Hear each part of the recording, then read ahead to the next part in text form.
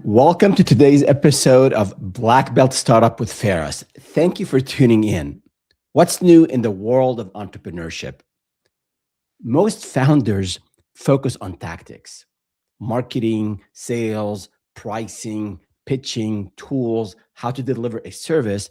These are all important, but underneath all of that, there are four major factors, or what I call forces, that determine whether your business grows or struggles.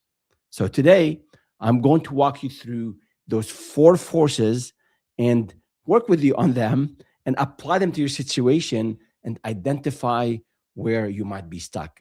I got a lot of input from the community. So this is going to be very interactive. And for those of you who are joining live or listening in later, I want you to think of your own business as we go. These four forces are real from the trenches after 20 plus years of entrepreneurship, through my own journey and through the journeys of other entrepreneurs that I've advised, and peers and competitors and people that I read about and discuss business matters with. So, if you're new to this channel, thank you for being here. My name is Faris Al Halou. I got into this thing called entrepreneurship about 22 years ago or so. I was laid off from a VP position at a tech startup here in Silicon Valley, and I had zero background in sales. I had to figure it out. We struggled. My business partner and I struggled a whole lot for the first year. For the first couple of years, it was a really tough journey, but eventually we figured it out with a lot of support, a lot of advice from others. That's why I set up this channel, is to share my own experience, share how we've made it, and also part of it is also paying it forward, because a lot of people help me along the way. No one makes it on their own, no matter what you hear on social media. There's a whole lot of support system around us. Some of us work harder than others, and that could translate into better, larger success. But a lot of people help me along the way, and this is why I want to share with you everything I've learned, and I want you to avoid the mistakes I've done so that you get to your destination, to your dreams, your goals, whether it's financial independence, whether it's establishing an amazing reputation for yourself, making a whole lot of money for your family, buying the things you want to buy, helping a charity you want to help, building an amazing company with an amazing culture, with friends that will help you get to success, and they'll be lifelong friends. All of those are amazing goals to have when we get on this thing called entrepreneurship. So that's a bit about myself, and then eventually back to the businesses. This is my seventh venture now, and we've built a couple of seven-figure businesses and one eight-figure business that we sold. I sold to Dentsu, the global media giant, back in 2019. So enough on the background, but I'm so glad that you're here. I'm so glad that you're watching. I do want to hear from you. I have these live streams every Tuesday at noon Pacific, 3 p.m. Eastern. So if you have any questions, any comments about the material, the content that I share, or questions you have from your business, challenges that you're facing, or wins you're having, I'd love to hear from you. And it looks like we already have some comments. So let me see. Yes. So yeah, we have actually, what one thing you're going to fix in your business this week? I pinned this comment. I do want you to let me know, what is it, that one thing that you are going to fix? Because we can plan forever. We can plan for weeks, for months. We can do all the risk assessment that we want. We can write a 20-page business plan. We can do a financial plan. We can do a 5-year strategy. But if we don't take that one step this week, the hard step, whatever it is in your case, you might be working 50 hours a week, 50 hours a week in your day job, and you need to take the first step in sitting down and documenting the ideas you have. You might be really, really early in this journey, or you might already have an idea in your mind and you want to vet it. So this would be the step for you. Or maybe you've already vetted the idea and you know how much you want to charge for it. You know who your ideal client is, and now the next step is the hardest. You have to start knocking on doors. You have to start asking people to buy from you, which is really hard for those of us who don't have a sales and a marketing background. So whatever the next big thing is for you, the hard thing for you, you gotta do. If you're serious about entrepreneurship, if you're serious about making progress towards your goals, the ones I mentioned, and other goals you might have. You might be just sick and tired of corporate. You're hearing about the layoffs. You're hearing about you're not getting supported. You have a jerk as a manager. You don't have a supportive team environment. A lot of backbiting, a lot of politics. You're sick and tired of that. Plan for the lead. Plan for taking the leap. Don't just take the jump yet. I want you to focus on getting ready while you have a job.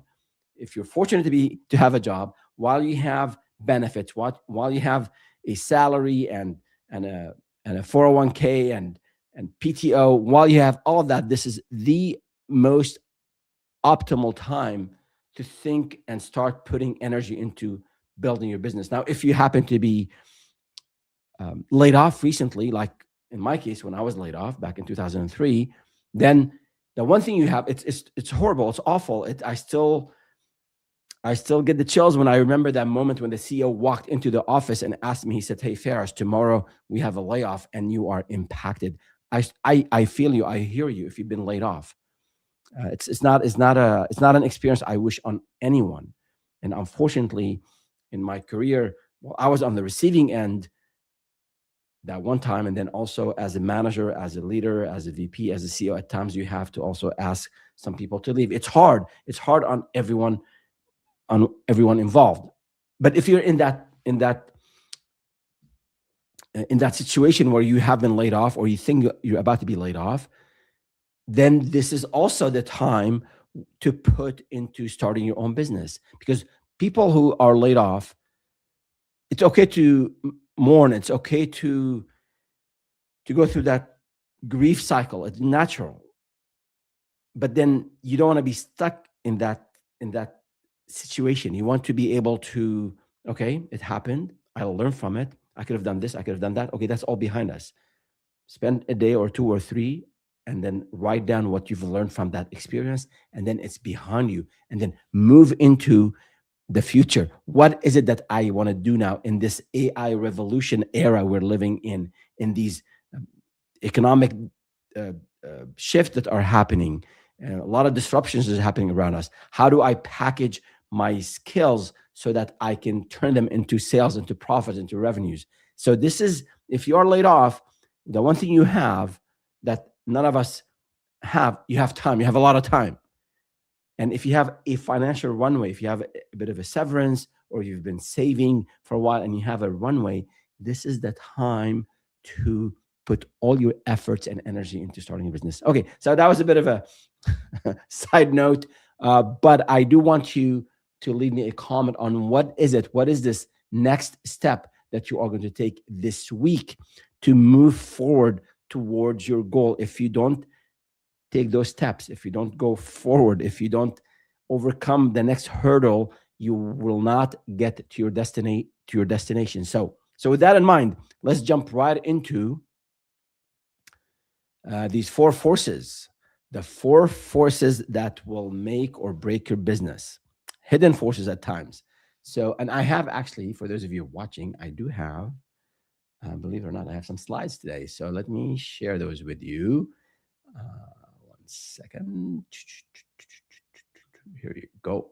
All right. So, force number one, entrepreneurship.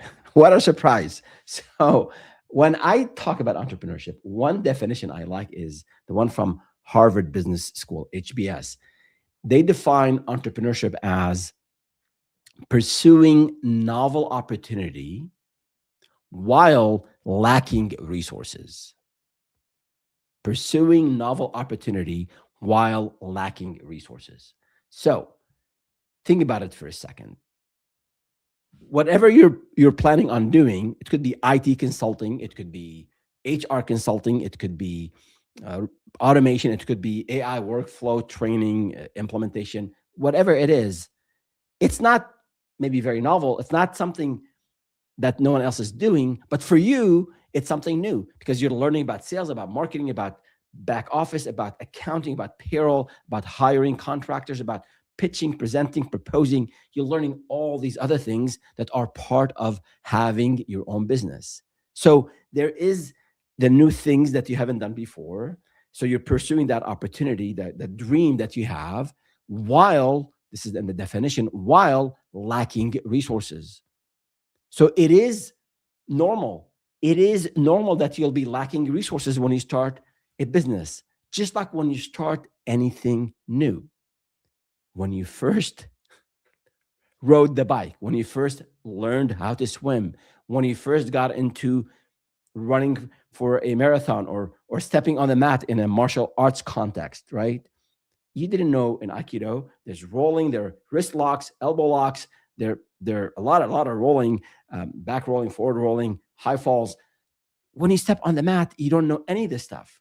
So, and you don't have, maybe you're not as fit, maybe you haven't done a whole lot of stretching before. So, in whichever, whether it's fun, whether it's a hobby, whether it's sport, whether it's painting, anything new that you pursue, you don't have the resources, you don't have the skills. You might have some raw talent, which is great, but you want to then work hard to fine tune that talent and upskill and learn new skills, and so that you become effective in what you're learning. Same thing in entrepreneurship. So if you are in this, if you want to start your own business, just like 62% of Americans, according to Gallup, they want to be their own bosses.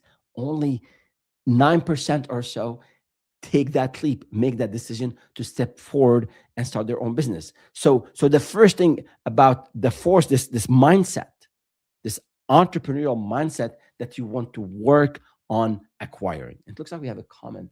So let me see from Anisha. All right, Manisha. Okay, 8842. Thank you. Let me just put this on the screen so folks can see it. I've started an institute where I teach students from class 6 to 10. What's the best way for me to grow and attract more students to join my coaching? So if it's tutoring or coaching,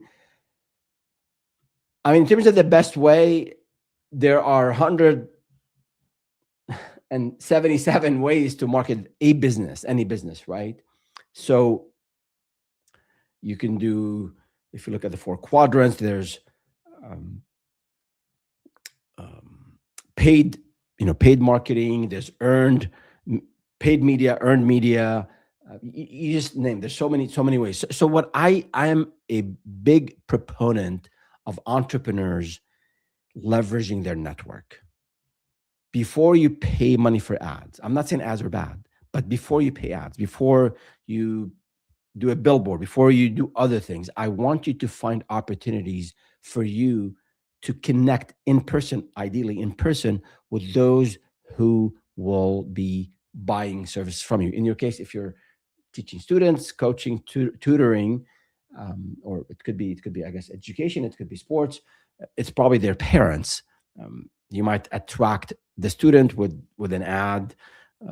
I remember I had a client, they were selling trampolines and the kids want to see pictures and videos of people jumping up and down.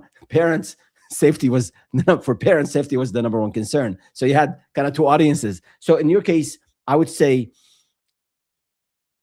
don't discount ads or or earned media or other things. I would say first leverage your network. If you know parents of students in that age bracket, connect with them. If they're local events, if there may be a parent-teacher association event, go there. If there is a community, there's maybe an exhibition where your potential buyers are there. I recommend you go out there and network with them, meet with them, listen to their needs. What is it that they are looking for? What are the students in that age bracket? What is it that they're doing after school? Are you targeting people in a specific economic class? Are you focused on a specific population, boys or girls? I mean, so there are many things you want to define as your ideal client profile, your avatar, ICP, all these fancy names.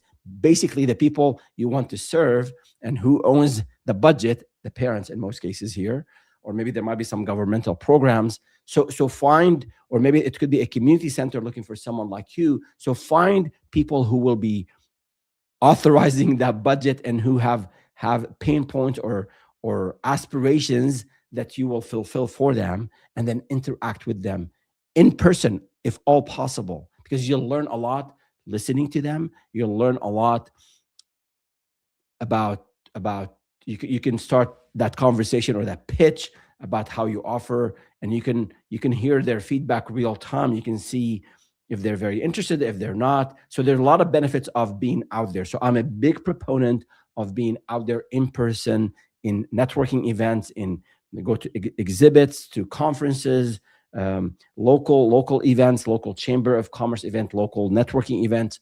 Be out there and see if you can do 2-3 events every week if possible. The more you do it earlier, the more momentum you build, and then you practice. Every time you're meeting someone, you're practicing how you position your business, how you pitch your business. So that's my recommendation. I have there are a few playlists on the YouTube channel on sales. So if you're new to sales, I talk about pitches and conversation starters, about how to approach folks in networking events and how to build that muscle. So check out those those playlists that are sales related.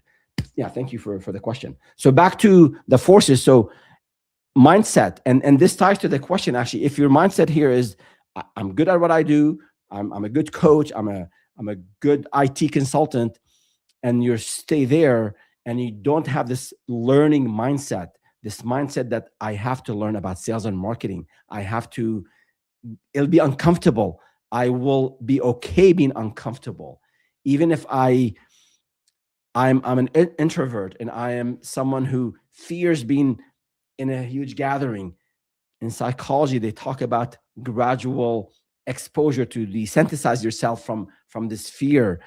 There's also another approach called flooding, where you just go cold turkey. Just go in there, and if you're afraid of crowd, you just go and put yourself in the middle of 500 people. So there are different approaches, but for most of us, I think the gradual approach works best. I think, for me at least. So start that mindset of, I want to act on this thought, this dream that I've had all these years to be my own boss. It will continue to be a dream unless you start changing that mindset. And you have a couple of things here. I want to, when it comes to mindset, let me share my slides again. I have a couple of slides on that point. Is that risk is inherent when it comes to entrepreneurship. There are 3 things I want to cover here. Risk is inherent, no shortcuts, and then falling in love with your idea. Those are 3 things in terms of entrepreneurship and the mindset. So in terms of risk, you hear all these stats about businesses, small businesses failing. Depending on what stat you look at, the failure rate is as high as 95%, down to 50%, depending on the industry and depending on like what span of time. But the failure rate is high. So a lot of people say, you know what, this is very risky. I don't want to start a business because look at the failure rate. My friend, look at the layoff rates. Look, every other day, there's something on LinkedIn in the news about a company, this company or this other company laying people off. So risk is inherent. You can mitigate some of those risks. You can increase the likelihood of success. You can increase the chances of you winning in business by following the steps that I'm describing today, and then the material I cover in my channel, and also things you read from those who have done this before. So risk is there. No matter what you do, risk is there, but you can minimize those risks. I'm not saying you leave your 6-figure job today and start a business tomorrow without any planning. No, we'll talk about planning actually next. But I want you to be aware that just because 14,000 new companies start every day in the US, that's over 4 million a year, and because of most of them fail, it doesn't mean that you will fail. That narrative, most people just don't do the required steps. They don't work hard. They don't study about entrepreneurship. They don't study. They're not open to learning new skills. But If you want to get a black belt, you cannot do it without stepping on the mat. So this is from a mindset perspective, is changing from I can deal with the risk, I can mitigate the risk, I can minimize the risk. And then the second point here is falling in love. And a lot of founders, they love this idea. They think their idea is the best thing uh, since sliced bread, since butter and sliced bread. So now you are very defensive when someone is giving you feedback. If you're in love with this idea, you're not looking for ways to improve it. As I always say, think of your business idea as a hypothesis that you want to validate, that you want to verify, that you want to prove, and not as your baby. Your idea is a hypothesis. It's not your baby. You want to poke holes in your idea. You, of course, you have passion for it. You love it. You put a lot of time and energy into your idea, but it's still an idea until people are paying you for it. Until you have willing wallets, that's what people willing to pay you, then it is an idea. And the number one reason why businesses fail, 35% according to HBR, Harvard Business Review, is that there's lack of demand. People don't validate their idea, and they go out there and they build a product, or in your case, if you're a consultant and want to build a business, a services business, there's just people are not willing to buy from you. Maybe they're not willing to buy at a certain price point, or maybe the way you package the service, or the way you're communicating about the service. So a lot of reasons why people won't buy from you. But if the market is not there for you, then it's not going to work. So what I want you to do from a mindset perspective is that be open. You want to poke holes in the idea, so that, and you do that by speaking with people, back to my point about being out there, speaking with potential clients, and also researching competitors. And I have this rule called 10 plus 5. Speak with 10 potential buyers. You can speak with more, and then research 5 competitors. That will give you a whole lot more visibility, a lot of more. You'll be educated about the idea, about the market, about the challenges, about the pricing, about what incumbent vendors are not providing to your clients, and you can then stand out. You can, if every person you spoke with said, yeah, I'm paying this much money for this kind of service, but these vendors are slow. That's gold. The issue. Clients are complaining about a slow delivery cycle. They're complaining about other vendors who are slow. Then your advantage, you can stand out by delivering this on time or faster than your competition. You might not then compete on price. You can charge more because you're solving this pain point for the clients who are looking for a service to be delivered on time, to be delivered in an expedited way. So that's the mindset, is being willing to learn, not falling in love in your idea. And then the last one here on mindset, this is the first force, is no shortcuts. In entrepreneurship, there are no shortcuts. There are so many get rich quick schemes, I call them, especially on social media, where you can make $20,000 a month by following my methodology. Use these 25 AI hacks and you'll become a millionaire. I'm not making this stuff up. Go on YouTube and you'll see some of those titles and some of those thumbnails. Well, let me tell you, I haven't met a successful person in business. I have not met, in all these years I've been in business with all this gray hair, I haven't met one person who was successful in business without working really hard, at least in some seasons of their life. I'm not saying you work 80 hours a week for the rest of your life. Some people do. And some people have goals beyond just financial goals. They want to work really hard because they have, I can talk about this maybe on another stream, but you have to work really hard. You have to learn, as I said earlier, there's so many new things you have to learn as an entrepreneur. You don't have the resources.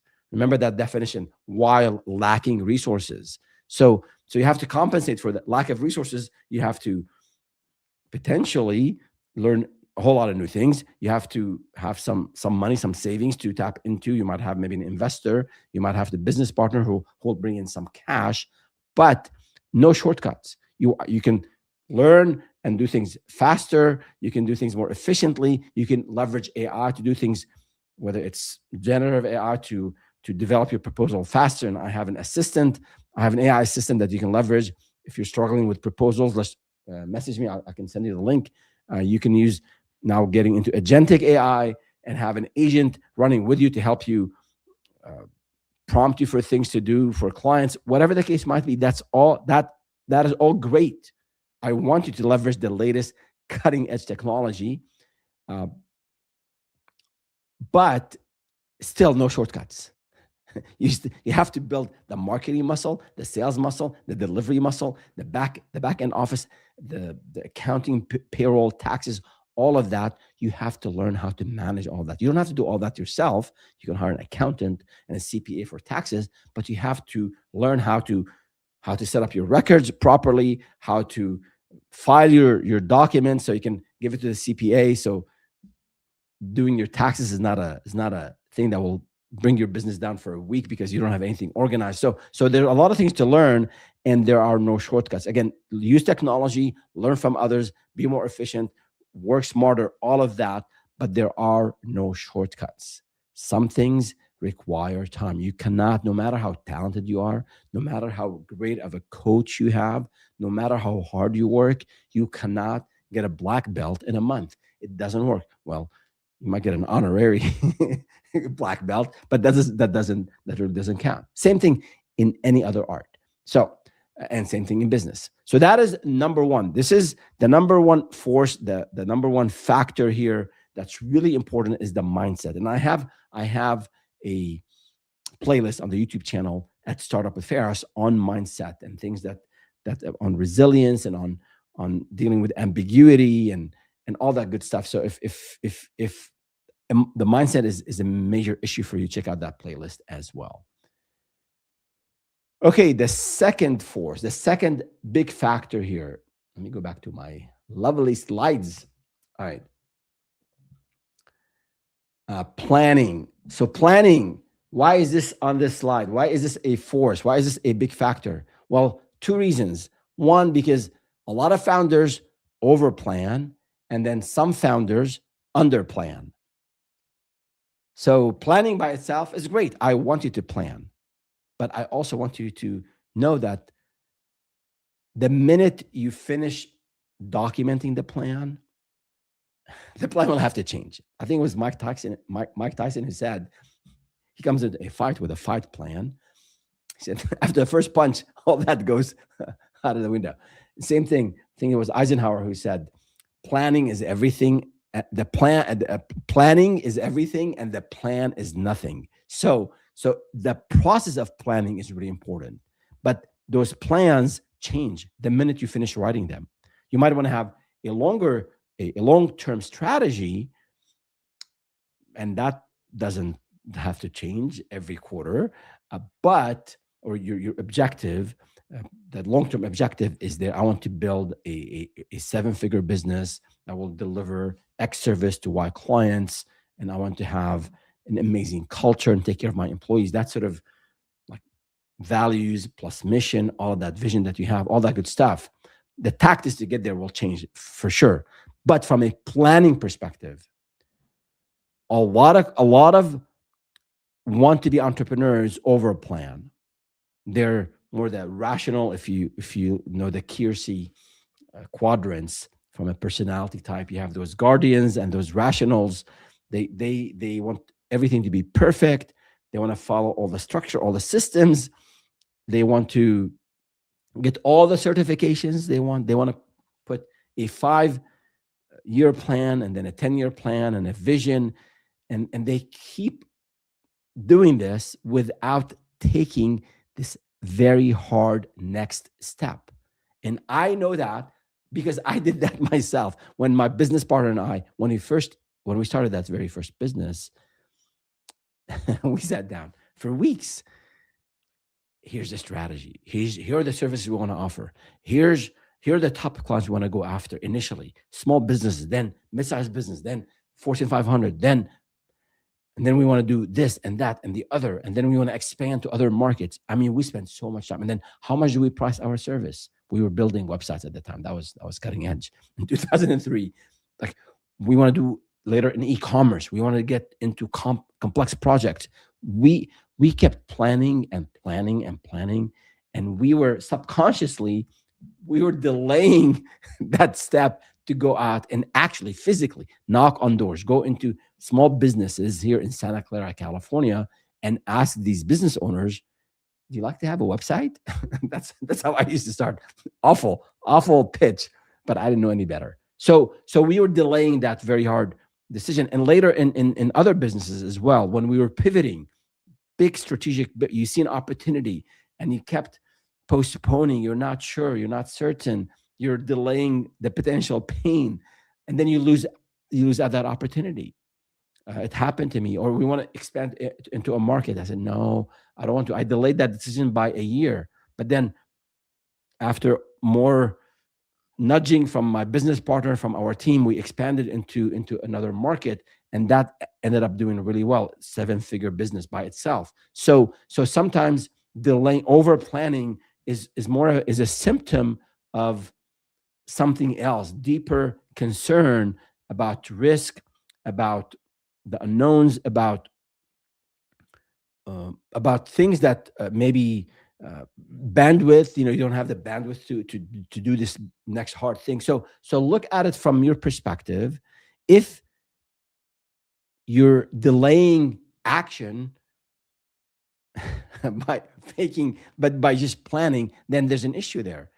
I want you to do some planning. I have a whole playlist on the YouTube channel on planning, business planning, and I have templates for that. All that good stuff is there. So I do want you to plan, but I don't want you to develop a 40-page business plan or a 60-page business plan. No, for a services business, for a consulting business, you need a little bit of planning, especially around vetting the idea, knowing your audience, learning how to price it, how to position it, who the market, which market you're going after. And then, then the next immediate step is asking people if they're interested in what you offer, selling, building that muscle, getting the rejections. So if you're working full-time and you've been wanting to work towards your dream, and you're not taking those steps, and you're just doing a couple of hours on the weekend working on this business idea, I can tell you, don't waste your time. If you're only putting an hour or two on the weekend, you're not going to get anywhere. You're kidding yourself. I don't want to sound harsh, but this is reality. I'm too old now to sugarcoat things. If you're only spending an hour or two a week on an idea, you're really not serious about it. Now, you might be working 2 jobs to provide for your family. That's different. You might be taking care of aging parents or young ones, or you have other obligations, and those are very, very important personal relationships. Take care of those. No issue whatsoever. I did that in certain seasons in my life. Business was second. I'm obsessed with the growth and doing well in business, not just for the financial part. The financial part is important and is fulfilling, but there's the real fulfillment and also in helping others, in making financial contributions, in helping your team make more money and establish themselves. All of that, those are all important things to me. So I work really hard still, even after all those years. I still work very hard because I believe in these values. But at times, I had to put all that aside to take care of aging parents, mine and my wife's. We had to do certain things that just did not allow me the time to work 70, 80 hours a week. So if that's the situation, then yes, take care of that, and then plan on when you'll have the mental capacity, the mental space, the time to put into the idea. So if you're putting an hour or 2 a week, you're really not ready to start a business, because starting a business requires commitment, requires time, requires some planning and then action. So that's on over planning. If, again, the whole delaying this, if you have an issue, a circumstance in your life, that's understandable. But don't just spend time putting things on paper and talking to a friend and talking to another friend and finding another business idea. I spoke with someone that had 5 business ideas. They're all amazing ideas. I said, yes. I said, ideas are a dime a dozen. Pick one, the one that you have more resources for, you have more skills for, there's a market opportunity for, and then pursue. Drop everything else. A person who's chasing 2 rabbits will end up with none. This guy was chasing 5 rabbits. So I spoke with him a year later. Nothing happened yet. Still chasing ideas. So that's on over planning. The second part of this force, of the planning force, is under planning. And this is those of us who are adventurous, they want to experience things. Maybe according to Kiersey, maybe the artisans, just want to go and see how things feel, and you jump in without any planning. So I quit my job. I'm sick and tired of whatever in corporate, and then I'm going to start my own business. And I built a website, I built my LinkedIn profile on social media, announced to the world that now I am this amazing HR consultant. I can optimize your hiring, onboarding, retention programs with the latest AI, and I will save you 50% on what you're spending today. That's your amazing pitch. As they say, build it and they will come does not work anymore. Just because you made that announcement to the world, it doesn't mean that business will be knocking on your doors. So there has to be some level of planning. Again, not a 50-page business plan, but the basic components of identifying the idea, of vetting the idea, of potentially selling before you quit your job. At least have maybe one client or some leads in the pipeline. All of those are things you can do. You can do a lot of the prep work before you send your resignation letter. That is what I recommend. Like, do a lot of that planning ahead of time before you resign. Now, where is the time going to come from? It's going to come from weeknights and weekends. But if you're serious about that, if you're serious about starting a business, let your family, let those who are impacted by the decision know that you are serious about this and you're doing it for your own good, and then also for they'll be with you. They'll benefit from whatever happens with that business, right? So let them know, share your vision with them, and let them see you serious about it. You cannot be hanging out with the guys every other night and then having 3 hobbies and traveling every other weekend, and then expect your wife, your spouse to support you on this venture because you're not serious about it. So if you want the support of those around you, those who are impacted by your decisions, make sure they're updated, they're consulted. They don't have to have the yay or the nay call on your decision to start a business. But the more support you have at home, the more peace of mind you have at home, the stronger and the more effective you will be at work. Trust me, I've been married for 38 years, and I know a little bit of I know a thing or two about relationships. So it's important to make sure that you get people impacted by your decision on board, and then go out and commit to it, and you will get their support. So to summarize here, don't overplan.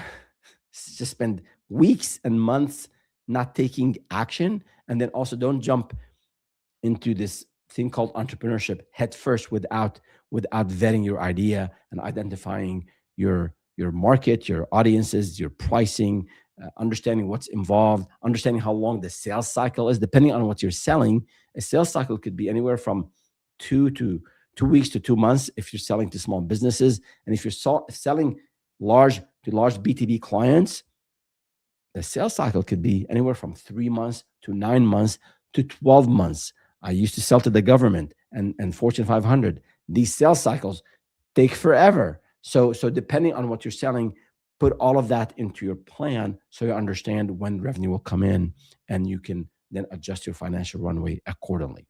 All right, so that is force number two. Force number three. Let's go back to my lovely slides. All right. And again, for those of you who are just joining, I'm going over the four factors or the four forces that make or break your business. I have a lot of content on YouTube, on LinkedIn about learning about tactics, marketing, sales, delivery, back office, all that good stuff. I want you to learn this stuff.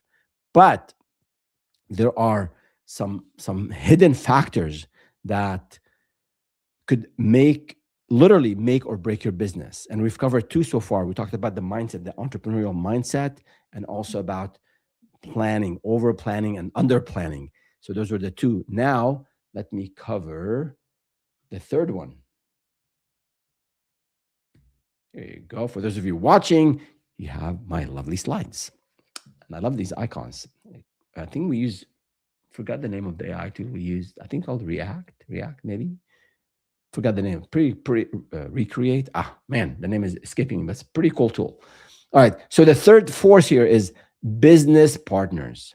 Yes, that is a huge factor. Huge factor. Roughly 40% of US businesses have more than one owner. Some have two, some have three, some have four. So about 60% have one owner, according to census.gov. So a lot of you out there have business partners. And then if you watch some of the Y Combinator leaders, they talk about the success rate with startups. This is more like tech startups, not consulting, but I think that this theme applies to both. They talk about they always favor a startup with co-founders because of a lot of reasons I'll talk about in a bit. So if you're going solo,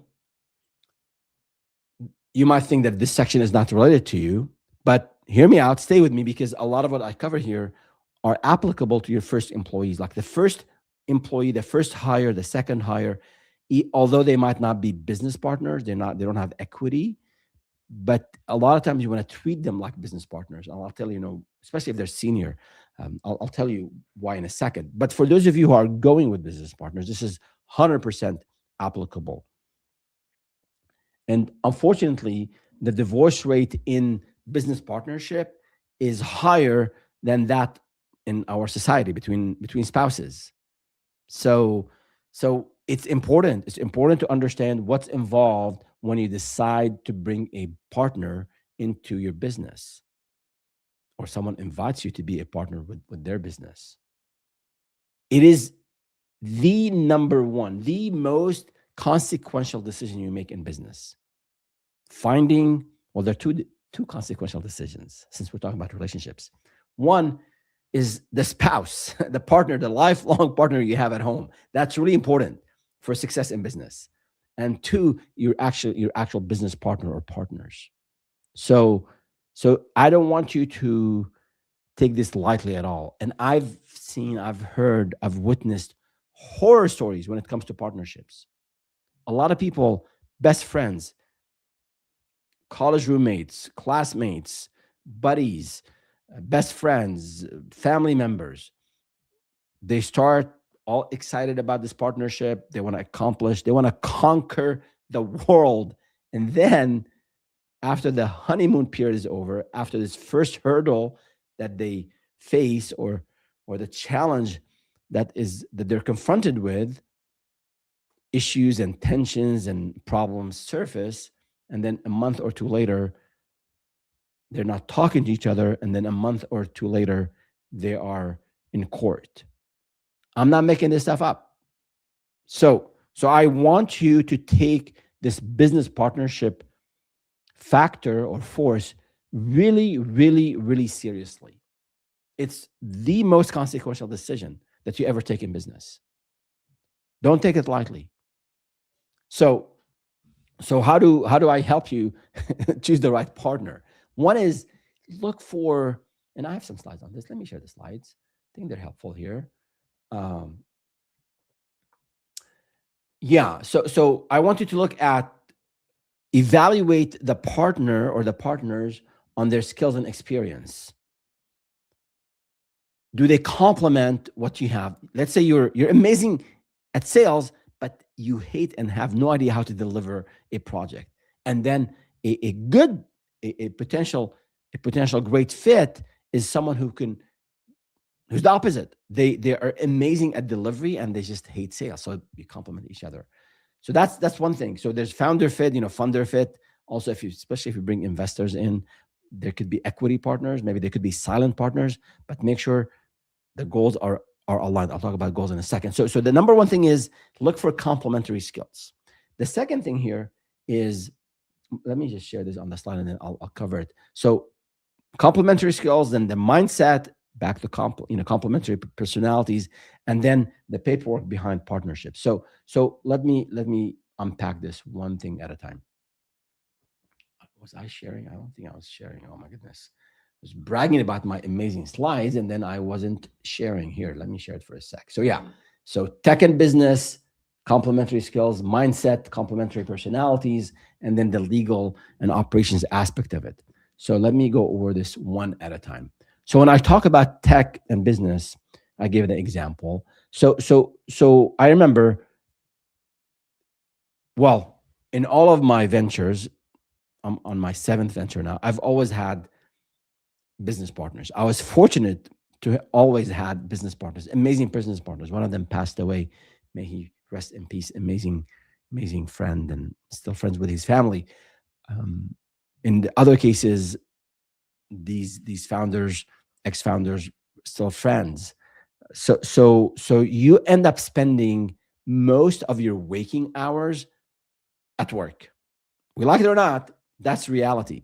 So make sure that this business partner you're going to be joining hands with, make sure that you'll enjoy working with them 8, 10, 12 hours a day, right? So that's one thing. And it looks like we have a comment. Love from the, let me put it, who do we have with us here? We have Binod Galan. Love from Nepal. Oh my goodness, we have someone from Nepal. Thank you for joining. It's probably late on your end, so thank you for being with us live here. So I appreciate you being on with us. If you have any questions about a business idea, let me know. You'll get more time because you're calling from Nepal. I love it. All right. So yeah. So make sure that person you partner with, someone that you'll enjoy working with, someone you enjoy talking with, going out to dinner with, right? So that's really important. In terms of so the business complementary skills, that's important. Next is personality traits.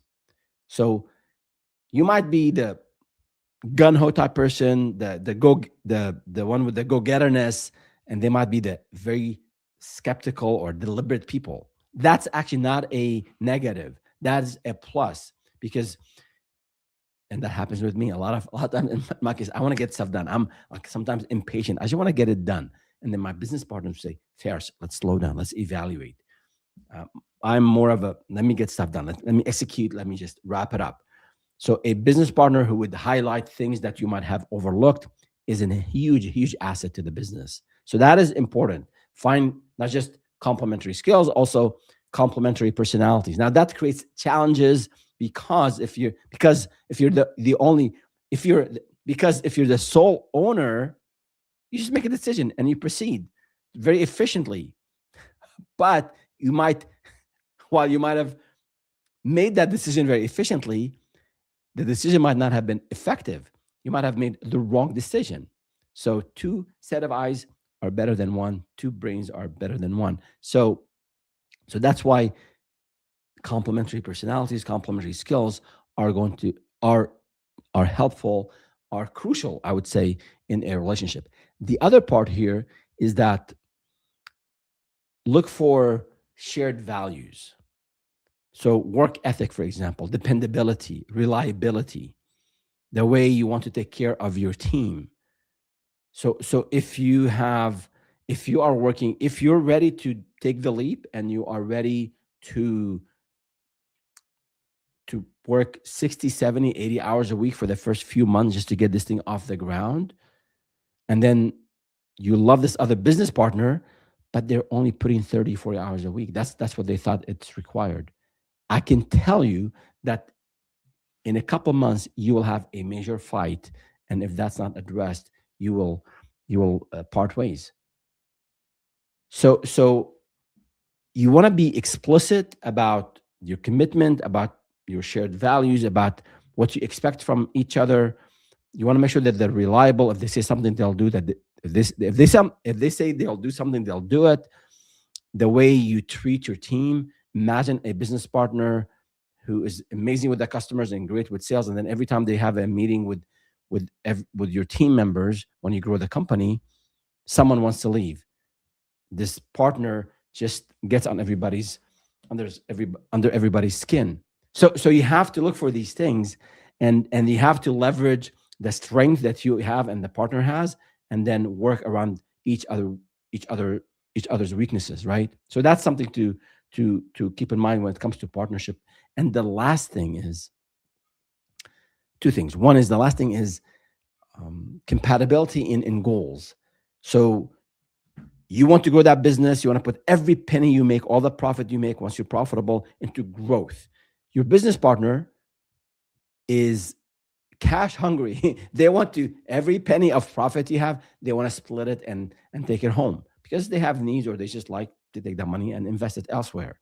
So if you're not aligned on these aspects, on these goals, you'll have a lot of hard decisions and hard time and difficult time.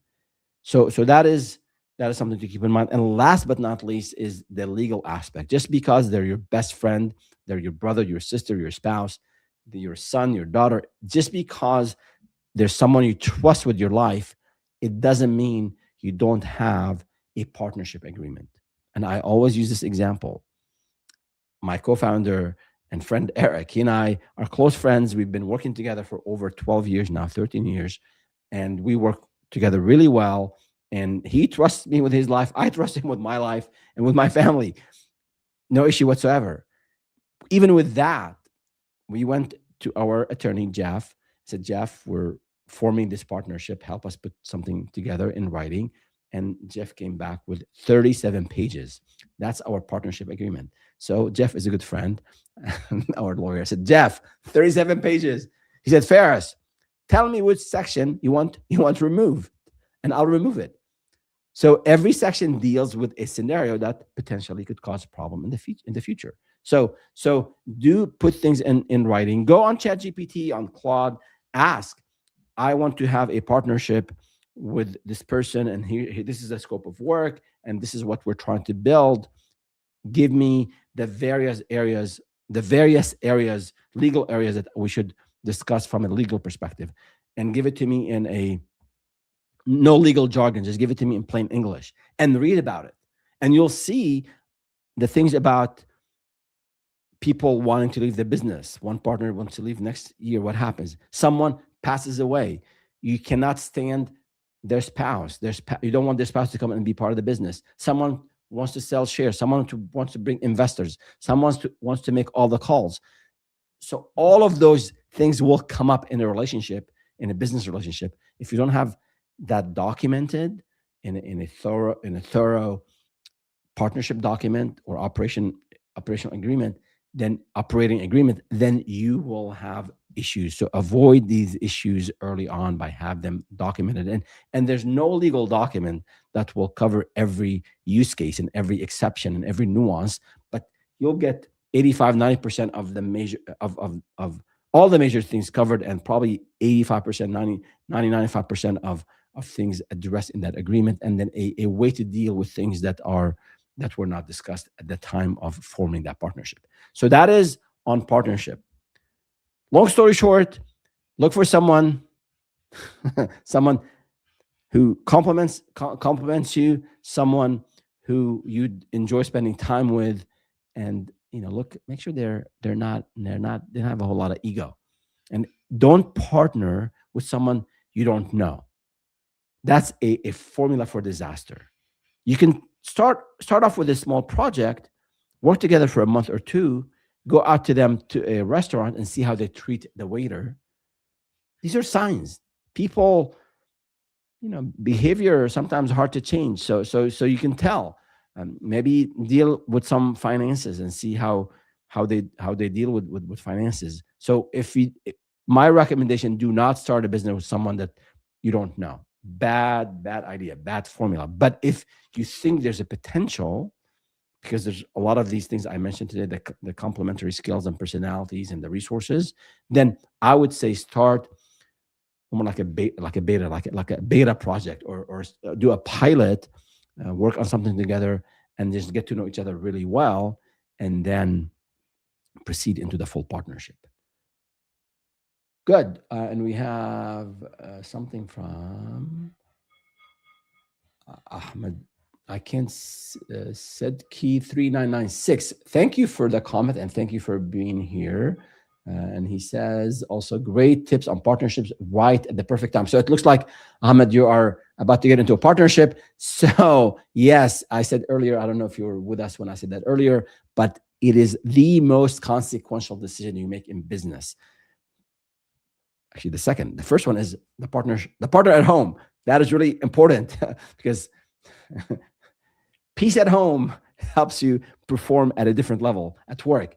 But assuming that's in a good order, then yeah, really finding the right partners with complementary skills and personalities, and there's chemistry, that is really important. Otherwise, I've seen horror stories. So good. Now the last force, the last factor that could make or break your business.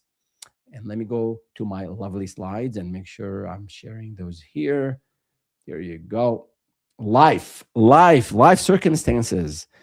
Most people think they're falling in love with their idea, and they think they're in a bubble and that's it. No, my friend, they're internal factors, seasons of life, which I'll talk about, and they're external factors. And these things are real and they happen. So, and let's see, Ahmed had something else. What did he say? He said, 100% happy wife, happy life. My friend, you got it. Spot on. Especially today. Today, my wife is off and she can hear me what I'm saying. Just kidding. 100% with you. 200%. All right. Good stuff. So the fourth factor here, the fourth force is life circumstances. So I want you to think about this from two perspectives: internal. And I alluded to this earlier, but basically, when you start on this entrepreneurial journey, you have to learn a lot of things. You're getting into things you're not aware of. You don't understand how to package your service, how to price your service, how to speak with clients. You send proposals, nobody's buying. In my case, when I started, my win rate, number of wins to the number of proposals I was sending, was abysmal. I was getting 1 out of 20. If I sent 20 proposals, I was closing one deal. I mean, imagine the amount of work. I mean, to send a proposal, I had to have meetings and follow-ups, and then send a proposal and then follow-ups. So it was really hard. The first couple of years were really hard for us. And then later, fast forward to 10 years into it, 12 years into it, we were closing at 33%. 1 out of every 3 qualified leads, we would close them. So if you're struggling with sales and proposals, that's just normal. So don't worry about it too much. But back to this here is that life at times, from a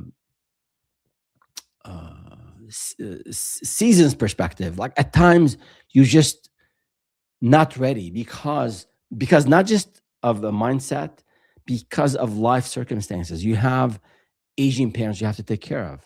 You have a loan that you have to pay for, and you have to maybe tap into your savings to pay for that loan so that you can be done with it in a year. You might have some commitments to other people. Maybe your spouse, you're about to have a baby, or maybe this is your second baby, and this is definitely not the time to be putting 70 hours a week, for your idea. So it's really important to understand that there's seasons in life, and they say this one spiritual guide. He said there are three things in life you can have two of which you can have all three of them at the same time. So health, money, and time. So when you're young, you have time and you have health in general, right? When you're in midlife, you're still healthy and now you have some money, but you're very busy working. And then later, when you're older, you have money, you've saved some money, and you have time, but you don't have your health. So that's sort of a more of a macro way of looking at it. At a micro level, as I said, there could be certain circumstances that prevent you from putting the time you need to start and grow that business, and also have the focus, the clarity, the mental space, the mental capacity to think of the business, breathe, live, think about it 24/7. Early on, I'm not saying you do this throughout your life. No, there are more important things than work. But early on, just like when you're preparing for a marathon, or when I was preparing for my first black belt, like 3 months leading up to it, I had to prioritize getting fit, cardio wise, knowing the techniques, knowing the entire curriculum. Like, it took a lot of extra effort from me to be ready for that test. Still was very nervous when I took the test. Same thing here. So there are seasons where, in that early season of starting a business, you have to put a lot of time and effort into it. And if for whatever reason, aside from leisure, aside from hobbies, aside from scrolling and watching a lot of TV, those are not good reasons for you not to start a business. I'm just being upfront here. I'm talking about real important relationships in your life. Those are the number one thing. Your parents, your spouse, your children. Maybe you have a commitment to a nonprofit.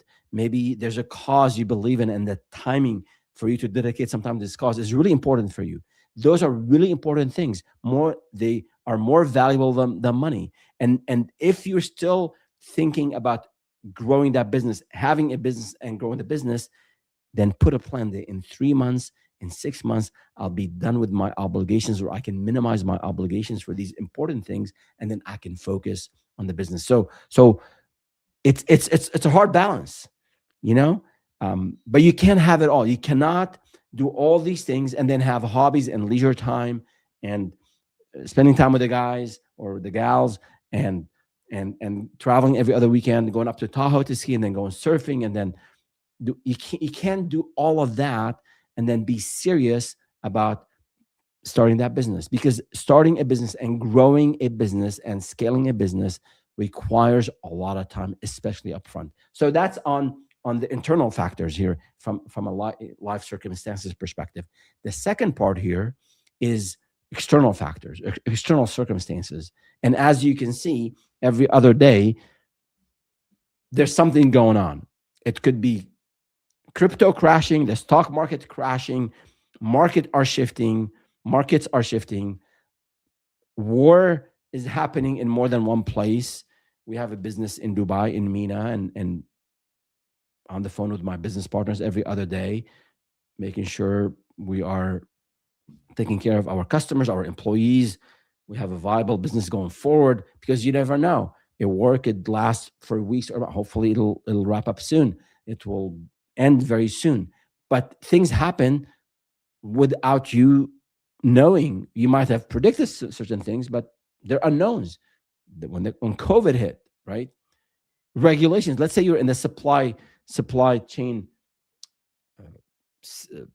vertical, and tariffs hit. What do you do? That's going to impact you. So there are a lot of, I shouldn't say a lot, there are certain external factors that hit us without us even knowing about it. There's the known knowns, and then the known unknowns, and there the unknowns, that whole quadrant way of looking at things that could affect us, right? So what is it that you can do when these things hit? You can't control these things. So the best thing is, in my experience, and we went through the .com when it burst. We went through the housing market crash. We went through the mobile revolution. We went through the whole data privacy revolution. We were in the marketing and the analytics space. So the best thing you can do is, if you already established a business, like your business is solid, you have a good handle on cash flow, you are have a good handle on collection, you have good you've negotiated good terms, you're not overexpending, you don't have a lot of expenses like a nice office that you really don't need.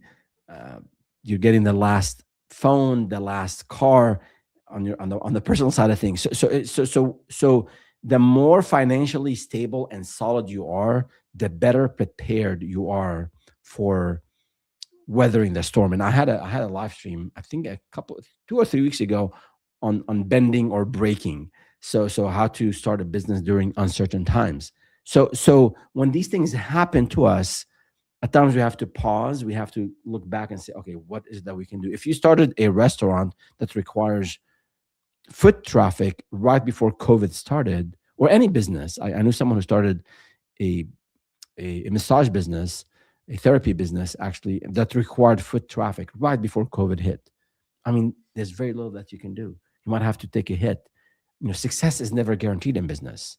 It's sometimes just terrible timing, but you learn from that experience. If you're just about to start out, maybe you just put everything on pause, find a way to generate some revenue, and then go back and tackle it once that circumstance has moved on.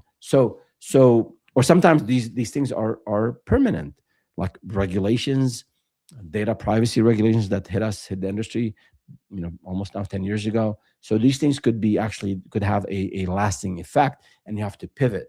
You have to be flexible. And the stronger financially you are, and that means you have a nice runway, and also you're controlling your expenses, personal and business expenses. The more discipline you have there, the better you'll be able to weather the storm. And of course, pivoting is going to be part of your life as an entrepreneur. Sometimes you give it your best, and then you end up hitting a dead end, and you have to pivot and do something different. That's just the nature of business. So be ready to pivot, be ready. And then again, the more, not just financial resources are going to be important during these when these external circumstances hit us, but also your network, people around you, people who have access to markets, to buyers, to people who can give you good advice, people who have pivoted before, people in that new market or that new industry or that new service that you're pivoting to. So always having a good network, nurture that network, reciprocate, be proactive in helping others, in sharing what you know, and that whatever belief system you believe in, God or the universe or whatever it is, there's always something positive that happens to us when we are positive and helping others. Other things happen, fall in our laps without a whole lot of effort on our part. It's just, I've seen it firsthand. I believe in it. It happens, but that's up to you from a from a belief system. But I know that it's just good for the soul to help others. So establish, help others, be out there, and other people will be there for you when you need help. So that is it for today. We covered these four forces: the entrepreneurial mindset, the planning part, do not overplan, do not underplan. We covered the third one, which was about business partners, and then last but not least, about life circumstances, internal factors, and then external factors. So with that, I do want to remind you of one thing before you all leave, is that I do have, if you go to the YouTube channel at youtube.com/at startup with Ferris, we have a fair amount of content, on a whole lot of content on all things you need to start and grow your consulting business. So I have a couple of recent videos, one on vetting the idea, a 10-point system. I have a recent video on the 26 profitable business ideas for 2026. And then I have this video right here on the ultimate guide to starting a consulting business. That's been very, very well received by the community. And I have all the steps, the framework, the tools, the worksheet that you need to start the business, a consulting business, on a solid ground. So check it out, and let me know if you have any comment, any question. I'd love to hear from you. And if you can go to my website, startupwithferris.com and join the newsletter.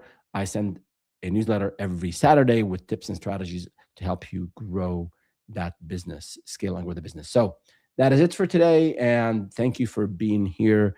And I appreciate your input and your interaction and then the comments and the questions you have. And we'll see you next time.